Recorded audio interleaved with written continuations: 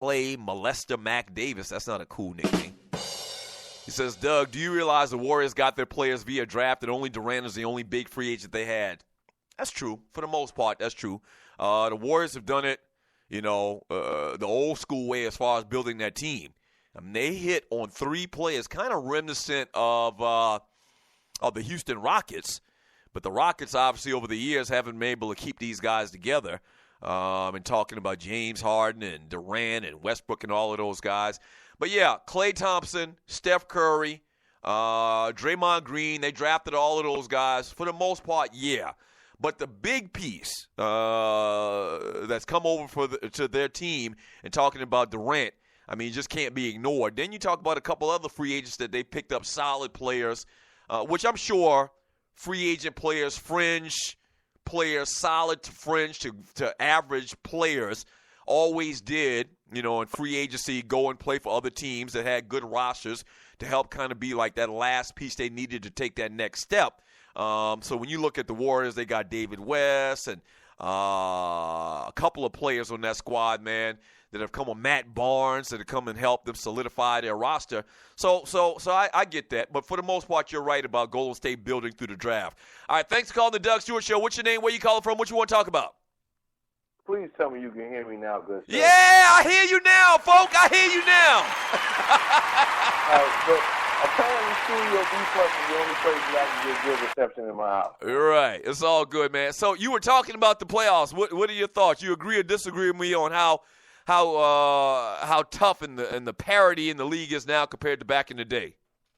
I disagree. If you look at it, Doug, only a handful of teams won back in the day. If you look at the Boston Celtics, they had Hall of Famers when they were running off, 11 championships straight and 3 in a row when Larry Bird was there. If you look at the Lakers, when they had the Showtime Lakers, you got Magic, you got Kareem, you got Worthy, you got Klay Thompson's daddy, Michael Thompson, who was the number 1 draft pick. You look at the Lakers later on when they were winning with Shaq and Kobe and Rick Fox, who was a high draft pick, Robert Horry. Look at the Spurs, Duncan and Robinson and Parker and Ginobili. And you look at, it's so many of these teams who were stacked, who were running these dynasties. It's just different now because back in the day, it's just how everything shaped out. Nowadays, players get to choose these outcomes. And I think that's the big misconception of now between now and back in the day. Yeah, but look at this, though. Think about it like this. Look at the Chicago Bulls when Jordan was there and that great run, obviously 6 championships in 8 years. Like, they always had tough competition from the West. Like, they never – all right, the Jazz played in the finals, I think, 2 times against Chicago, but one year you had Seattle make it with Gary Payton and them cats. You had Charles Barkley and the Suns make it. The Portland Trail Blazers were formidable through those years. This is 3 years in a row that you're going to have Golden State playing against the Cleveland Cavaliers. And that's not like by happenstance. There's a reason why, because they got Kevin Durant and Klay Thompson and Draymond Green, and Cleveland got LeBron James, and they got Kyrie Irving, and they've got a couple of good pieces that they picked up in free agency as well. Like, I don't think that's just by happenstance, bruh.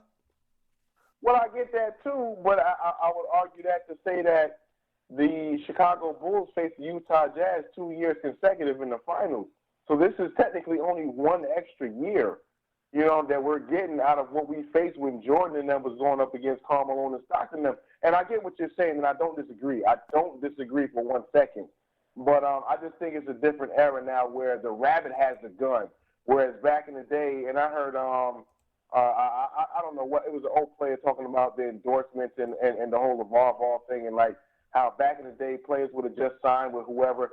Yeah. You're going to do what's tradition, but when somebody breaks tradition, everything changes. But when tradition stays the same, sometimes because who makes the decisions with the whole tradition choices really shakes how everybody thinks. It's the same thing, man.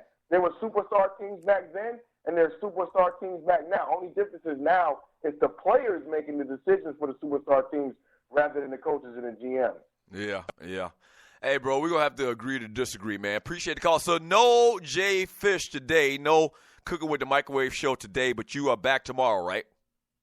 Back tomorrow, live and direct, right after Jeff Fox show. That's what's up. My man John Fisher cooking with the microwave. Patty cake, microwave. From Clay Molester Mac Davis in the chat room on Spreaker.com. He says, barbershop is hard to have parity in the NBA when you have to beat an opponent 4 times, especially when they're the better team. That's why upsets rarely happen. I can agree to that. I can agree with that. For Montana Jones, sports are better with dominating teams. I don't know about that. I mean, I guess it's all in how you look at it. There's something to be said. There's something to be said about having a dominating team and teams striving to get over the hump and beat that teams. And it happens in all of the sports. Listen, I'm not crazy to this, man. And you can give reasons on why what I'm saying really isn't gospel, and you can give reasons on why or what I'm saying, having a lot of validity to it, okay? But it just seems like it's a little bit different now because these guys pick and choose where they want to go, and they leave the teams that drafted them and build around them. The star players. LeBron's done it. The 2 major catalysts for this conversation are LeBron with the Cleveland Cavaliers when he left and went to Miami. We know that. And then now Kevin Durant, doing the same thing with Golden State. And it's not even like it's they've added a piece to these squads, just making them a little bit better. Like, they are so much more dominant than everybody else. Once again, the main, thoughts for this, the premise for this conversation is both these teams have not lost in the playoffs.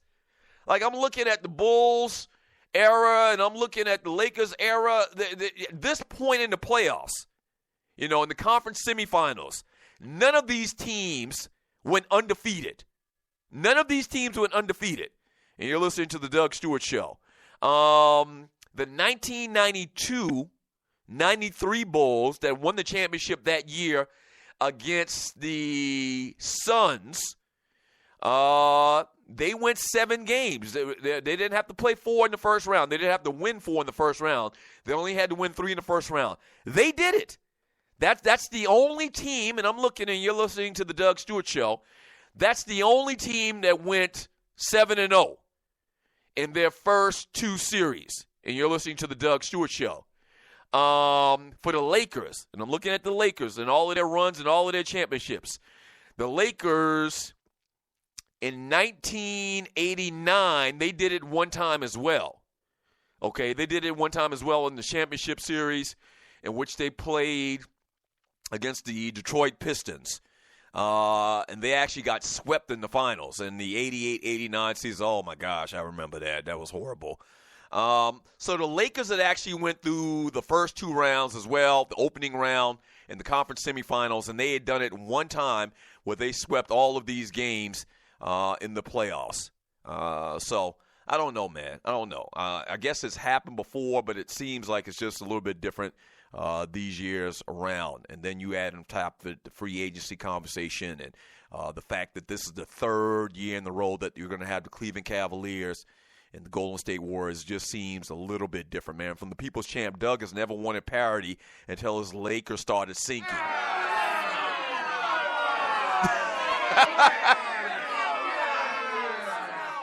Stinking from Gilliard Road's finest. That's not true, sir. That's not true. And I never said that I wanted parity.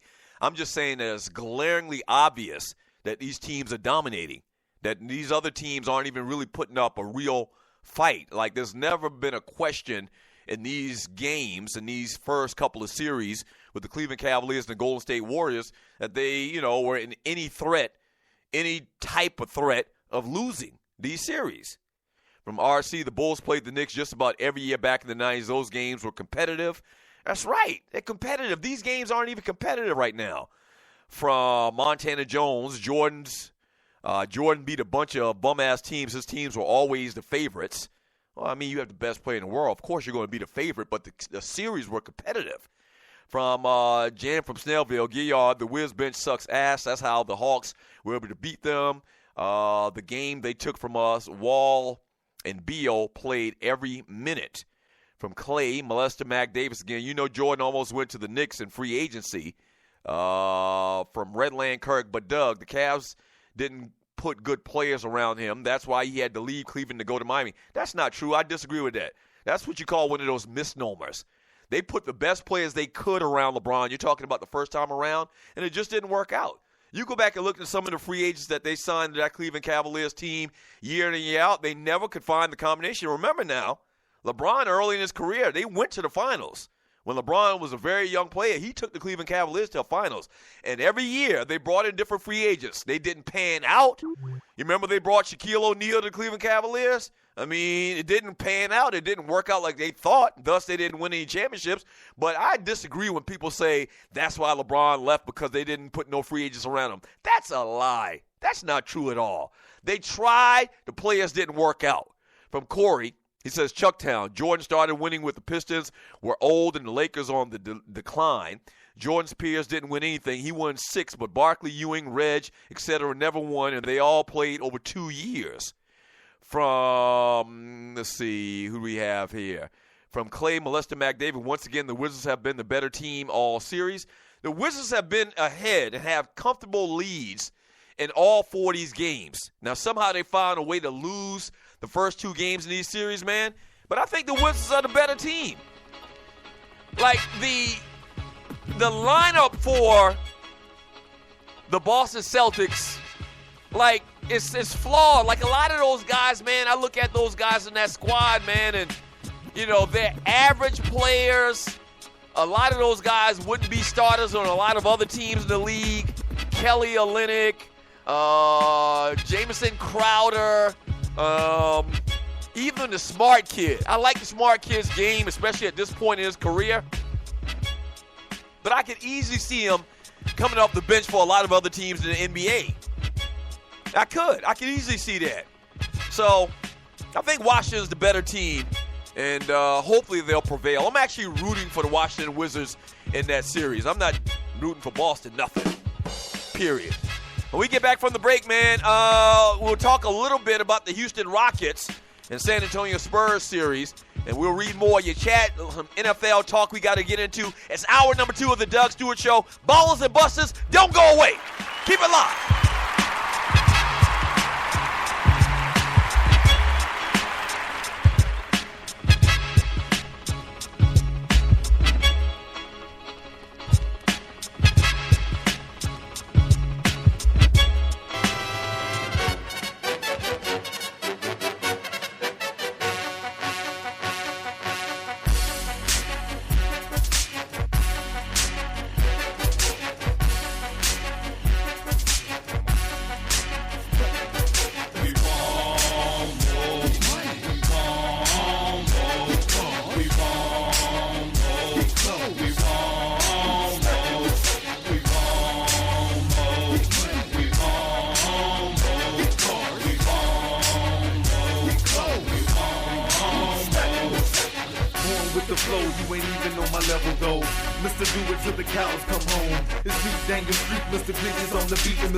On the right, cause he's my right hand man. Get on my level, I don't think that you can. You good with your nose, just like Toucan Sam. We bake rappers just like Christmas ham. They go for anybody trying to test my fam. This all savvy, hate me, get at me. I get it from my pappy, plus the game from my mammy. Used to bake the bread in the hood, now I shake it, baby. Shaking hood for the dough that I'm old. I'm raised in GA and I'm all about the dough. The make it rain dough when the kids for my clothes. I mean clothes for my kids. A comfortable grills and a man SUV with 5 booster seats.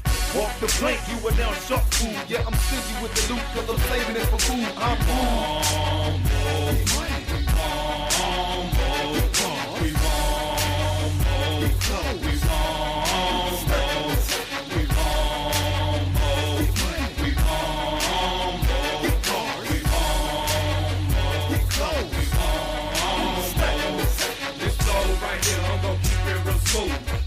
Dirty, don't act like no fool. Let's throw up them hands and put down them tools. These days, these cats are scared to be bruised. They rather be 6 feet, permanently sick, not out here grinding to get back on their feet. But me, myself, one more. I was caught in a boat. I walk with the Lord and he blessed me with some more. Now I got money, now I got clothes, now I got family. Don't mess with these hoes. Don't want no more problems, don't need no more stress. Just speaking my seeds, just smoking the best. Got real people music beating out of my speakers and click on the track. And Daniel and I, Mr. banging and bragging that